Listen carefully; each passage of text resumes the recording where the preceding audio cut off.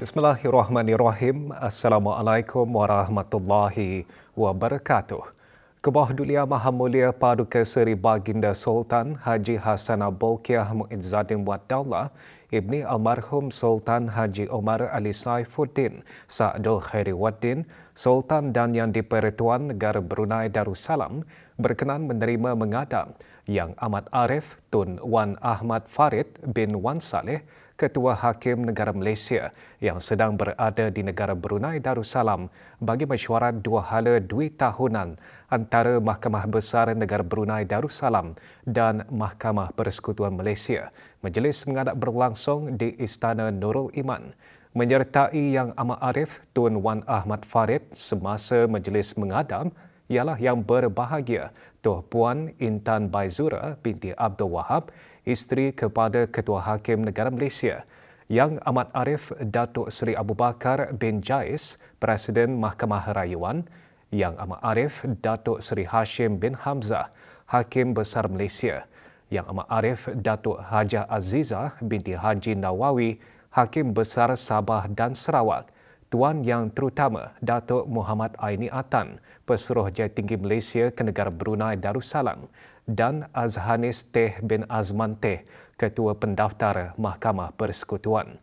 Turut hadir Yang Amat Arif Datuk Seri Paduka Stephen Chong Wan On, Ketua Hakim Mahkamah Besar Negara Brunei Darussalam, Yang Arif Awang Haji Abdullah Sofri bin Pihin Orang Kaya Saiful Muluk Datuk Seri Paduka Haji Abidin, Pesuruhjaya Kehakiman Mahkamah Besar. Yang Arif Awang Muhammad Faisal bin Pihin Datuk Juragan Laila Diraja, Kena Bersara Datuk Seri Pahlawan Awang Haji Kefli, Pesuruhjaya Kehakiman Mahkamah Besar.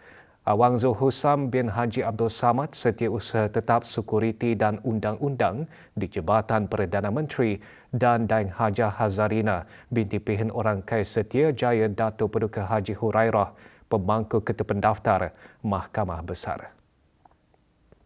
Semasa majlis mengadam Kebawah Dulia Maha Mulia dan Yang Amat Arif Ketua Hakim Negara Malaysia menyentuh mengenai perkembangan kerjasama kehakiman yang terus diperkukuhkan antara Mahkamah Besar Negara Brunei Darussalam dan Mahkamah Persekutuan Malaysia.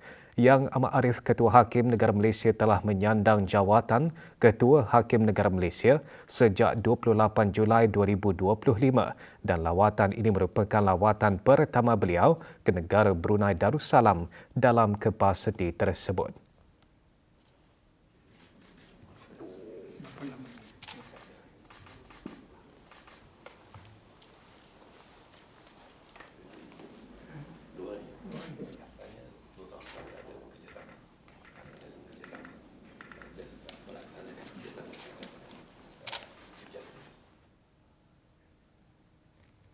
Pembangunan sesebuah negara bukan hanya bergantung kepada dasar dan inisiatif kerajaan, malah memerlukan penyertaan aktif, komitmen serta rasa tanggungjawab daripada seluruh lapisan rakyat dan penduduk di negara ini.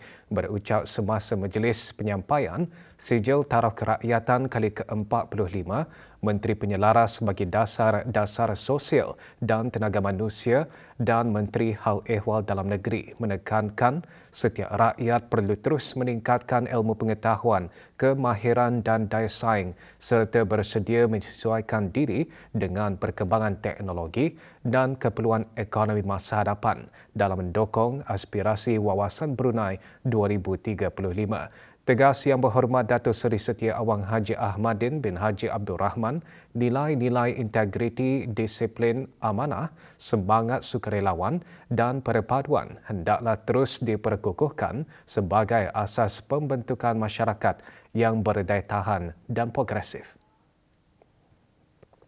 Wawasan 2035 merupakan tanggungjawab bersama.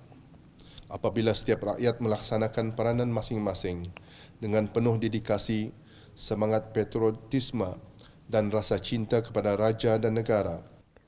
654 orang mendapat limpah kurnia perkenan Kebawah Dulia Maha Mulia untuk menerima sijil taraf kerakyatan. Turut hadir ahli-ahli Majlis Mesyuarat Negara.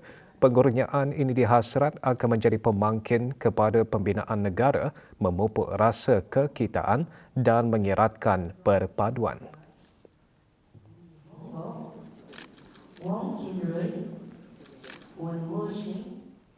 menjunjung kasih atas penganugerahan kurnia kerakyatan kepada saya. Sangat bermakna untuk keluarga kami sebab anak-anak kami akan jadi rakyat Brunei dan mendapat masa depan yang cerah. Ianya sangat bermakna buat saya kerana saya memang dari lahir di Brunei Darussalam.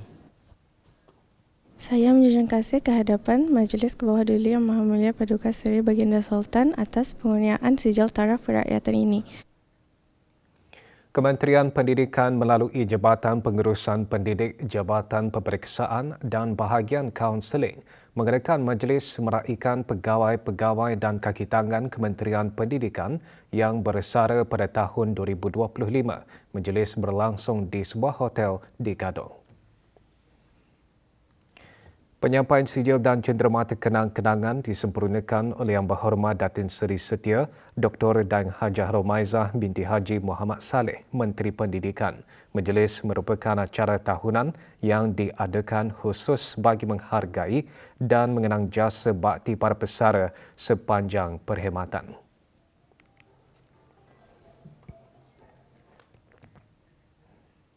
Mesyuarat Jawatankuasa Pandu Peringkat Menteri-Menteri Sab Serantau MSC ke-27 mengenai pencemaran jerebu rentas sempadan mengesahkan semula komitmen mereka terhadap pelaksanaan penuh dan berkesan terhadap perjanjian ASEAN mengenai pencemaran jerebu rentas sempadan dan pelan strategi komuniti sosio budaya ASEAN untuk visi komuniti ASEAN 2045.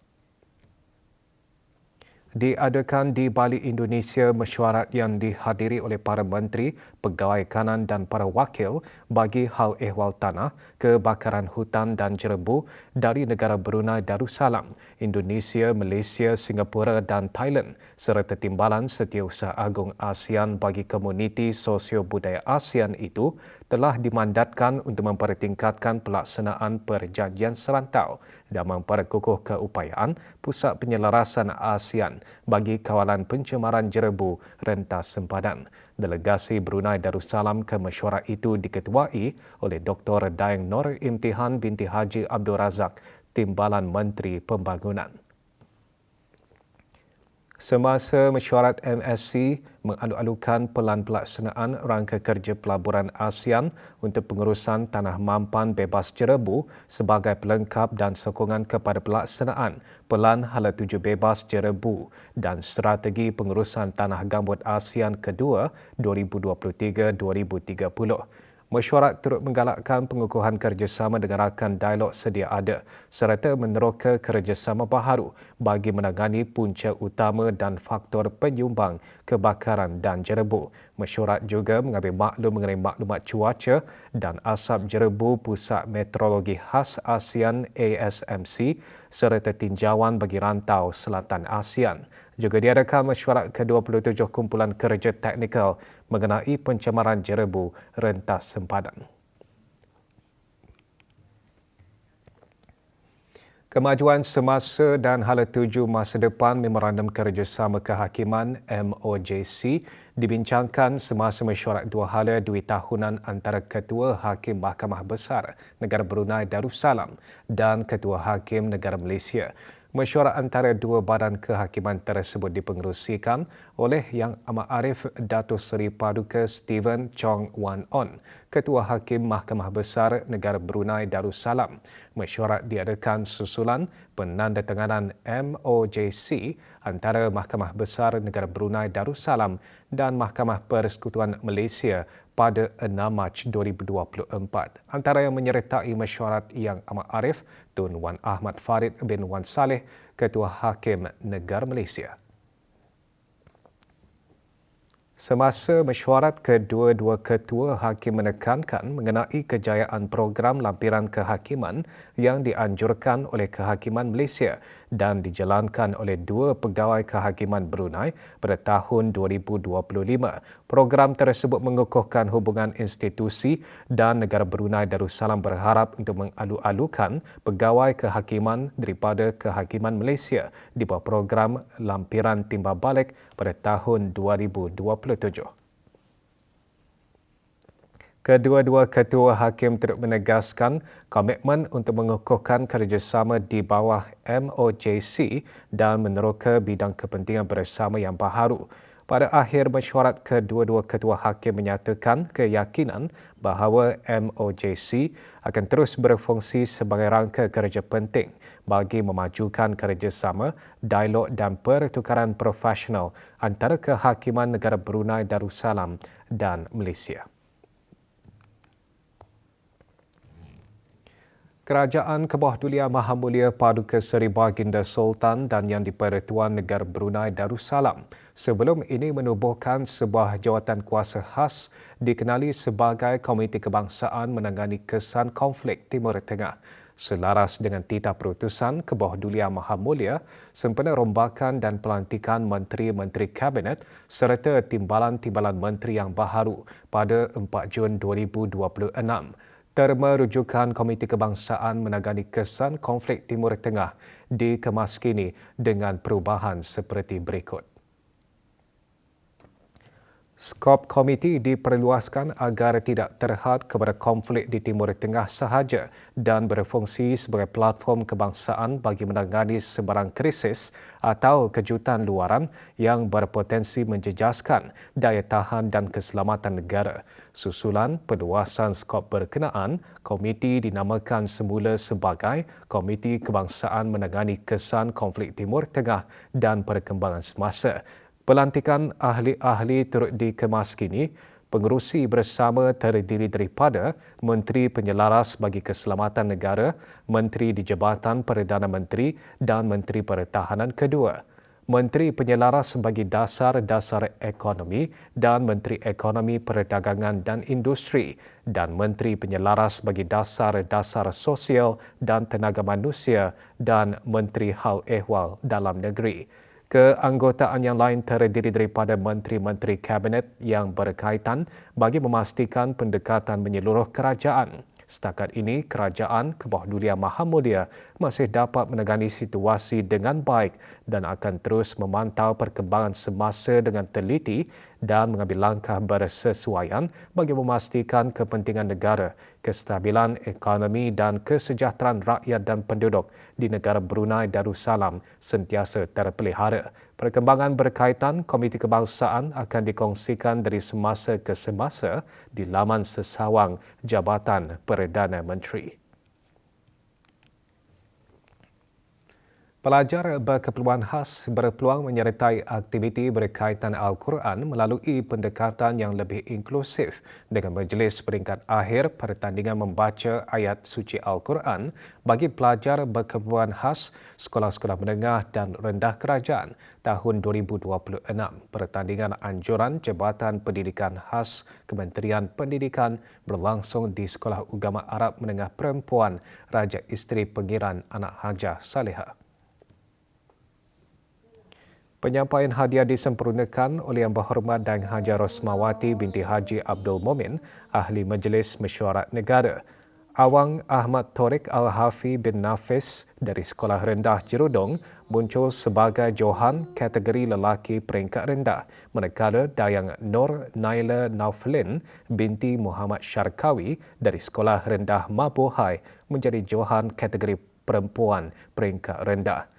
Bagi kategori lelaki peringkat menengah, Johan disandang oleh Awang Muhammad Iqbal bin Syahiman dari Sekolah Menengah Sultan Sharif Ali. Sementara Dayang Nurun Nisa binti Muhammad Isa dari Sekolah Menengah Pihin Datuk Seri Maharaja Mentiri muncul Johan kategori perempuan peringkat menengah. Utama dalam menentukan kedudukan para peserta. Perkemahan Musim Panas Universiti Brunei Darussalam, rangkaian Universiti ASEAN AUN berakhir dengan majlis penutupan acara berlangsung di Universiti Brunei Darussalam. Hadir Profesor Dr. Haji Nur Azam bin Orangkai Mahabijaya Haji Osman, Timbalan Naib Chancellor UBD. Perkemahan mengumpulkan lebih 140 pelajar dari 36 universiti dari seluruh ASEAN dan Asia Timur bagi membincangkan persekitaran kritikal dan perbandaran. Selama 10 hari mereka menyertai bengkel interaktif antaranya dengan mendalami kemampanan lautan dan pemeliharaan pesisir pantai.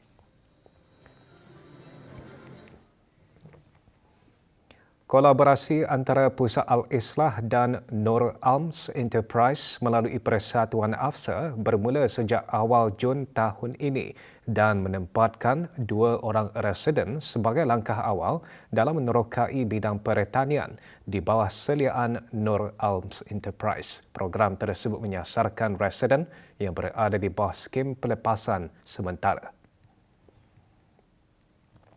Tujuan utama pelaksanaannya memberikan pendedahan serta kemahiran kepada para residen di samping membuka peluang menjana sumber pendapatan bukan sahaja semasa mengikuti penempatan kerja, bahkan setelah dibebaskan daripada Pusat Al-Islah kelak. Majlis menandatangani perjanjian diadakan baru-baru ini di Kampung Junjungan. Perjanjian ditandatangani oleh pemangku penolong pengarah Division Rawatan dan Pemulihan bagi pihak Pusat Al-Islah Biro Kawalan Narkotik, manakala Haji Wan Ramli bin Haji Wan Ibrahim menandatangani selaku pengurus Nur Alms Enterprise. Menyaksikan penandatanganan dan Hajah Johana binti Haji Muhammad Jaya yang dipertua AFSA.